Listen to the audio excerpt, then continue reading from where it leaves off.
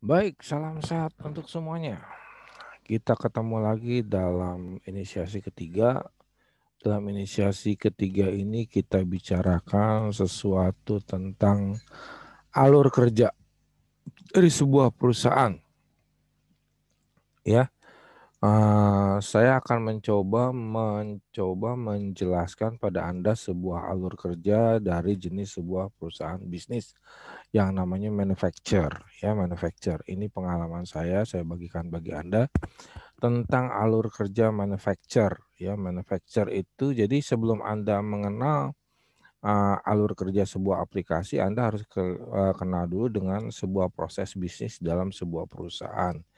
Artinya gini, ada banyak laporan, ada banyak ini ya. Nah, kita coba saja dulu langsung supaya kita bisa melihat secara langsung apa itu sebetulnya alur kerja. Nah, dalam alur kerja bisnis perusahaan sekarang sejak masa-masa krisis, dahulu ya, krisis ekonomi di 2000-an ke atas, kita 98, itu banyak sekali perusahaan industri hancur, kemudian di 2000 ke atas, 2005-an itu perubahannya banyak dalam bisnis di manufacturing Indonesia, termasuk salah satunya adalah merubah pola kerja yang tadinya, berani melakukan stok barang, produksi saja pasti barang itu laku. Setelah 2005 ke atas hal itu tidak ada. Jadi bagaimana sebuah pabrikan memproduksi sebuah barang ambil dari analisa laporan penjualan. Ya, jadi barang yang laku di pasaran baru diproduksi dan itu pun hasil pesanan dari para distributor atau agent, ya. Nah, makanya diambillah dari alur ini yang di sebelah sini, marketing. Awal dari proses produksi itu diambil dari itu dulu, ya. Kemudian masuk ke bagian manajerial, manajerial melakukan analisis. Nah, lihat ada tanda panah dia melakukan analisis. Analisis apa? Analisis penjualan.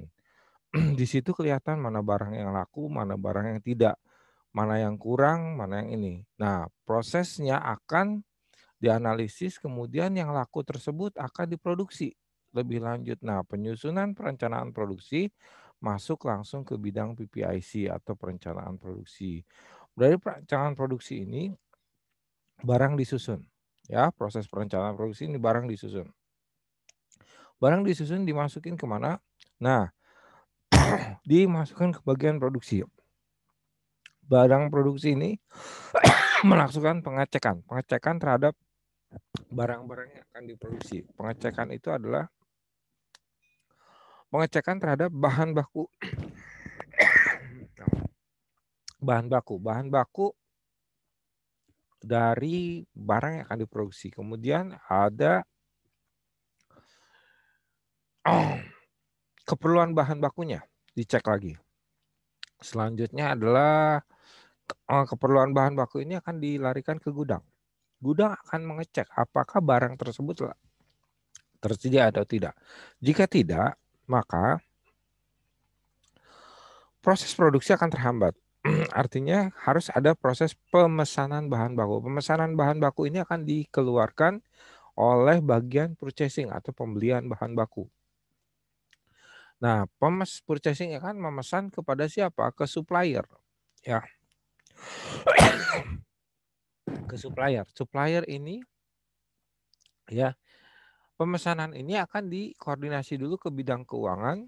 Nah, bidang keuangan nanti akan memesan ke daftar pesanan ini ke supplier.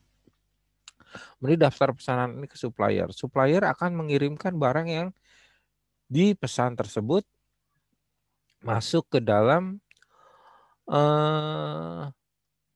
bondnya nanti akan diberikan ke bagian keuangan, tapi barangnya akan diberikan ke bagian gudang.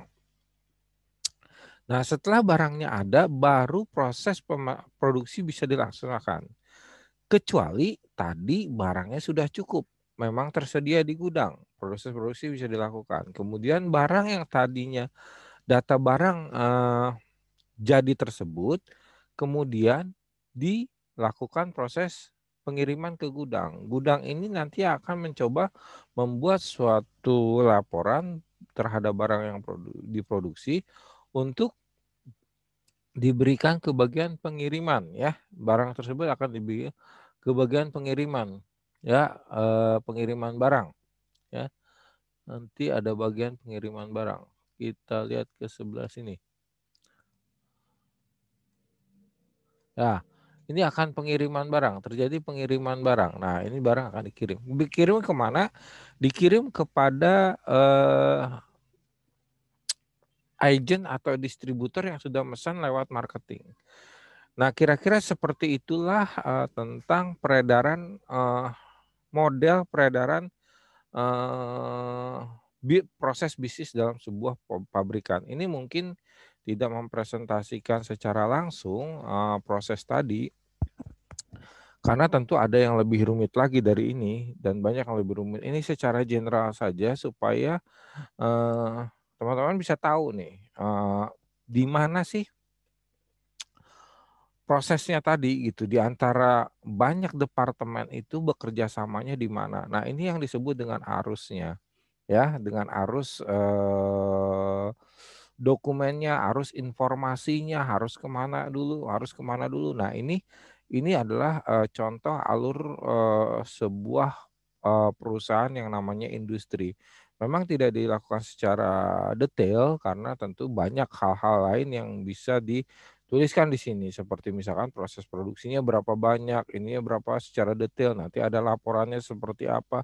Nah, setiap laporan akan dikembangkan terus oleh, perusahaan untuk apa? Untuk menjadikan, nilai manajerial yang tepat di sana.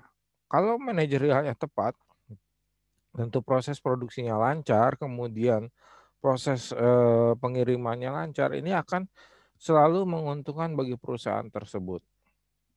Baik, segini saja dulu, video singkat tentang alur, bisnis dari sebuah perusahaan produksi.